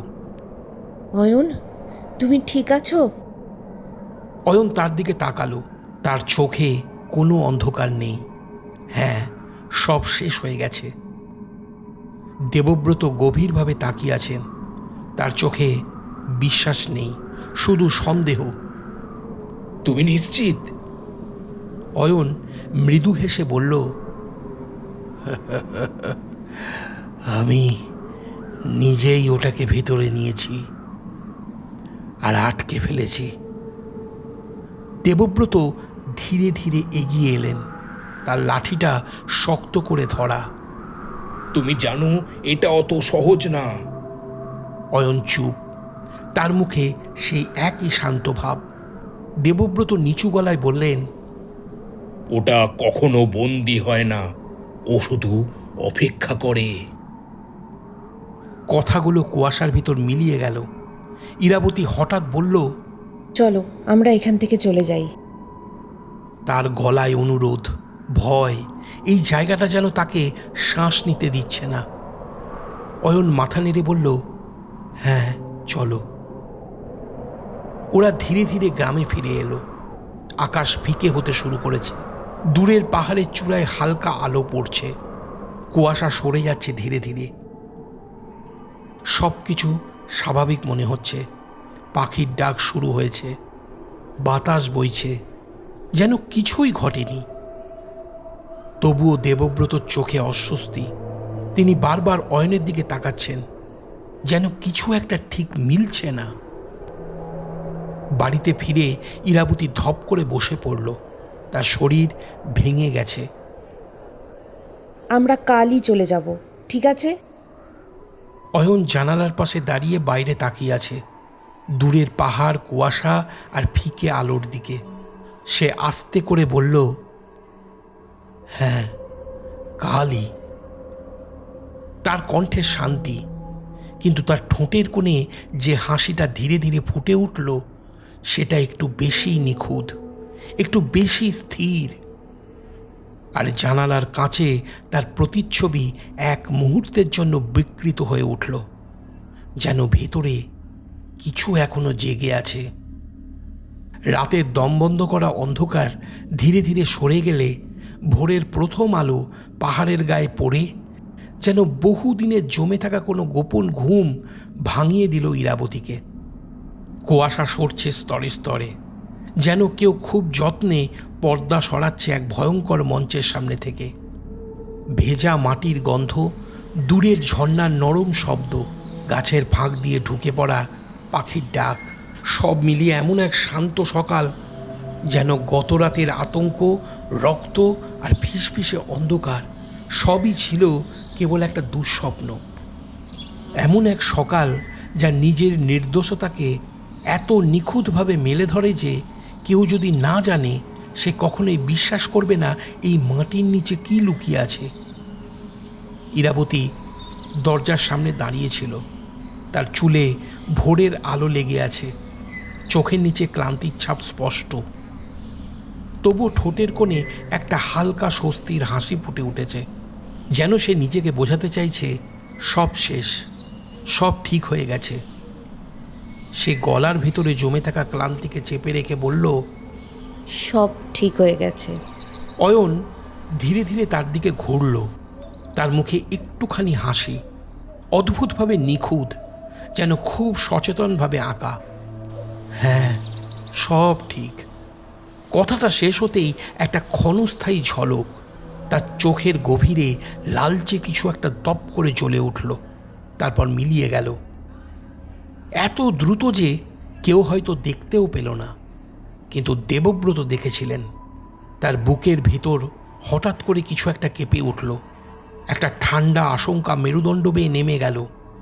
তিনি ধীরে ধীরে এক পা পিছিয়ে এলেন, চোখ সরালেন না অয়নের মুখ থেকে। ঠোঁট নড়ে উঠল তার অজান্তেই। এটা শেষ হয়নি। সেই দিন দুপুরে রোদ থাকা সত্ত্বেও হঠাৎ করে গ্রামটার উপর আবার একটা ছায়া নেমে এলো। কোনো মেঘ নেই, কোনো ঝড় নেই, তবুও যেন আলোটা হালকা নিস্তেজ হয়ে গেল।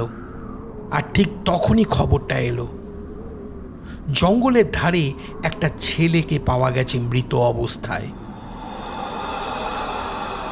তার শরীর অস্বাভাবিকভাবে ফ্যাকাশে, যেন তার ভিতরে সমস্ত রক্ত কেউ নিংড়ে নিয়েছে। আর বুকের মাঝখানে একটা নিখুঁত গোলাকার গর্ত, এতটাই পরিষ্কার যেন কোনো অস্ত্র নয়, ভেতর থেকে কিছু তুলে নেওয়া হয়েছে। খবরটা শোনার পর দেবব্রতর মুখের রং এক মুহূর্তে উড়ে গেল। আর কোনো প্রশ্ন দ্বিধা না রেখে তিনি ছুটলেন। তার পা যেন নিজের থেকেই জানে কোথায় যেতে হবে। কাঠের বাড়িটার সামনে এসে দাঁড়াতেই তিনি এক মুহূর্ত দম নিলেন, তারপর দরজাটা ঠেলে খুললেন।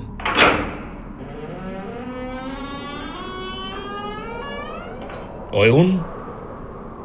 ঘরের ভিতর অদ্ভুত এক নীরবতা, ভারী জমাট বাঁধা, যেন বাতাসের ভেতরেও কিছু একটা তাকিয়ে আছে।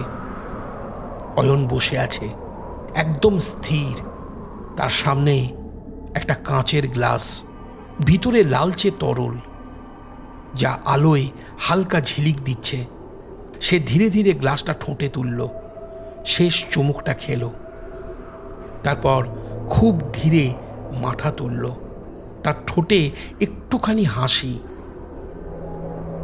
আপনি এসেছেন? দেবব্রত গলা শুকিয়ে কাঠ। তুমি? এটা কি? অয়ন গ্লাসটা নামিয়ে রাখল, শব্দ হলো না, অস্বাভাবিকভাবে নিঃশব্দ। সে বলল, এটা জল। তার ঠোঁটের কোণে লাল দাগ, এক ফোঁটা নিচে গড়িয়ে এসে থেমে আছে। দেবব্রত এক পা পিছিয়ে গেলেন।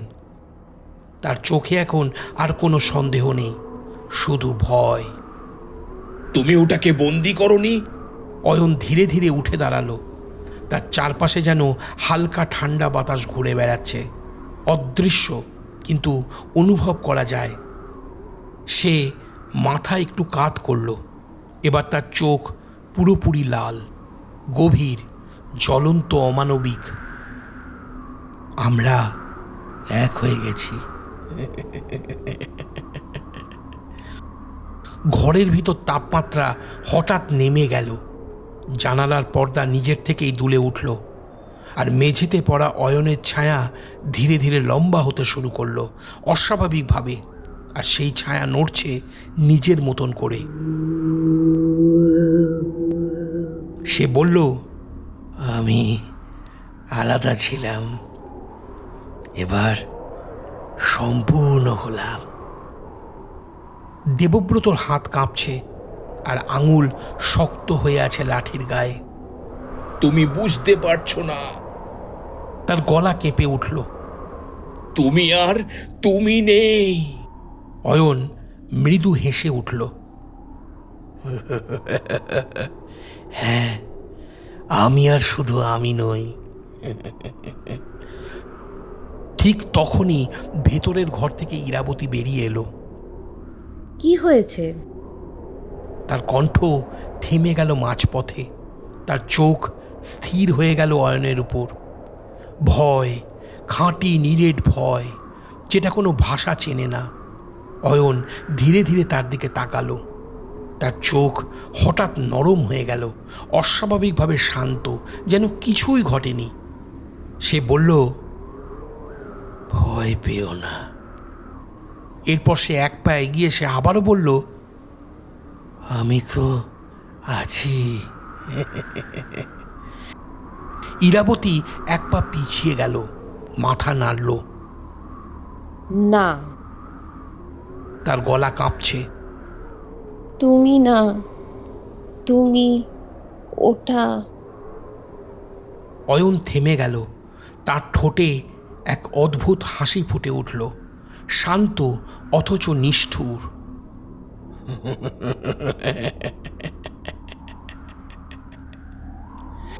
মাটির উপর তার ছায়াটা ধীরে ধীরে এগোতে শুরু করলো ইরাবতীর দিকে, শরীর থেকে আলাদা হয়ে, নিজের ইচ্ছায়। যেন সেটি আর ছায়া নয়, একটা স্বতন্ত্র সত্তা, যা ক্ষুধার্ত এবং সচেতন। ঘরের ভিতর আলো ম্লান হয়ে এলো। বাইরে পাখির ডাক হঠাৎ থেমে গেল। সময় যেন ধীর হয়ে গেল, জমে গেল এক মুহূর্তে সব কিছু। শুধু ধীরে ধীরে এগিয়ে আসা সেই ছায়াটা বাদে। সেই দিন থেকে ডাউহিলের আর কেউ নিখোঁজ হয় না, কেউ আর খুঁজতেও যায় না। কারণ এখন আর কেউ হারায় না, এখন সবাই থেকে যায়। কিন্তু যারা থাকে তারা আর আগের মতন থাকে না।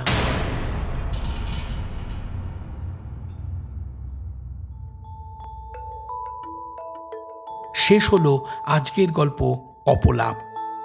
আবার একটা নতুন গল্প নিয়ে আমরা খুব তাড়াতাড়ি ফিরব।